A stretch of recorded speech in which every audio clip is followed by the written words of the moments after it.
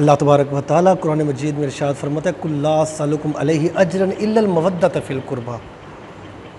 اب یہ آیت مبارکہ کیسے نازل ہوئی، کس طرح نازل ہوئی، میں تھوڑا سا تفسیر میں جاتا ہوں۔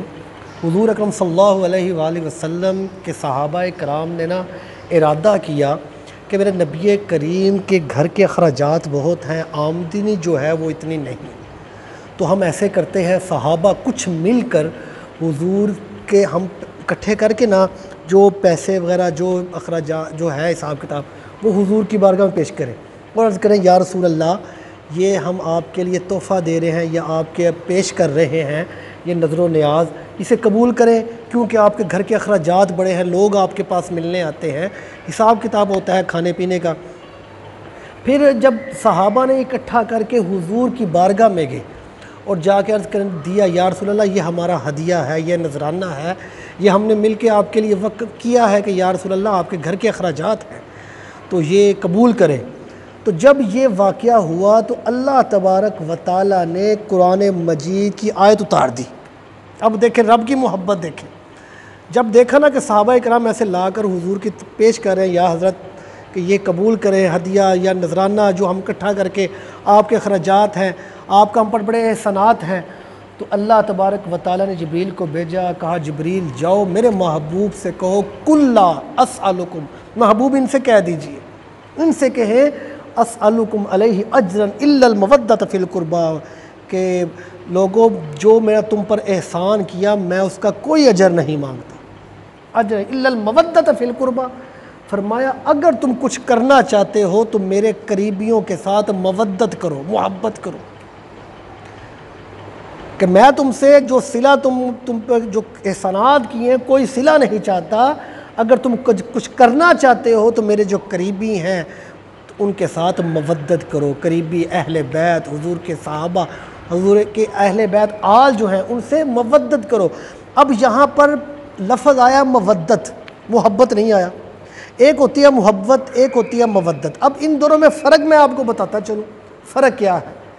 محبت کا مطلب اب دیکھیں، ایک ہے مرغابی یا بطخ لے لیں، اس کو پانی کے ساتھ محبت ہے، وہ پانی میں جاتی ہے، نہاتی ہے، رہتی ہے، گھومتی ہے، باہر نکل آتی ہے، پھر باہر پھرتی ہے۔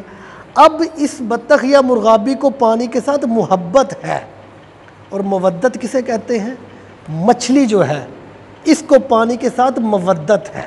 کیا مطلب؟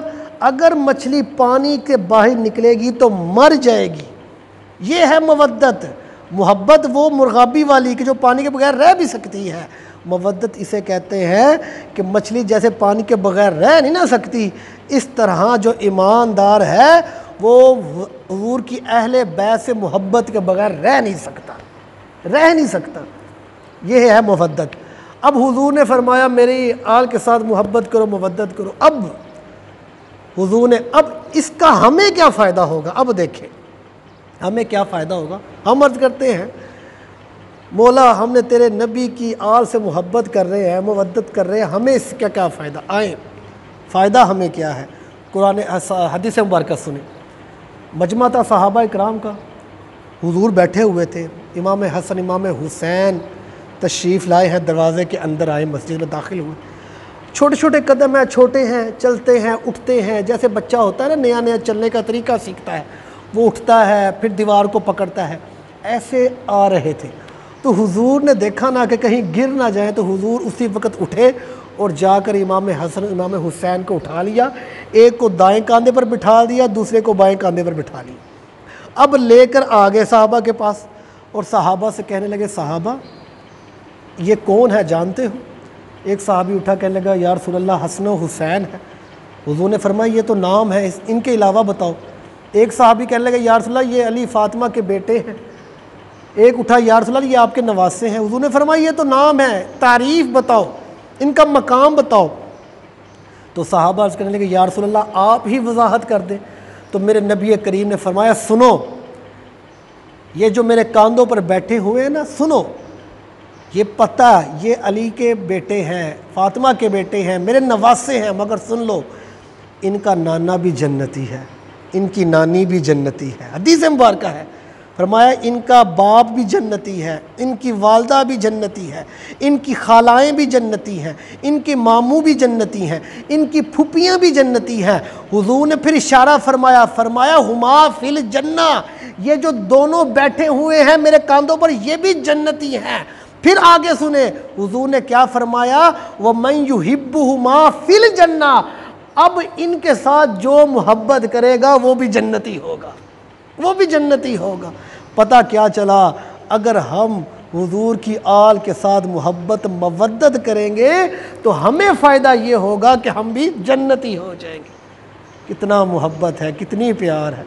حضور نے بتا کیا، حضرت محترم جب حضور نے اتنی محبت کی، حضور نے فرمایا رب باری تعالیٰ میں حسین سے محبت کرتا ہوں، تو بھی اس کے ساتھ محبت کر۔ اتنی محبت میرے نبی کریم نے اپنے نواسوں سے کی۔ پھر نواسوں نے بتا دیا کہ محبت کہتے کسے ہیں۔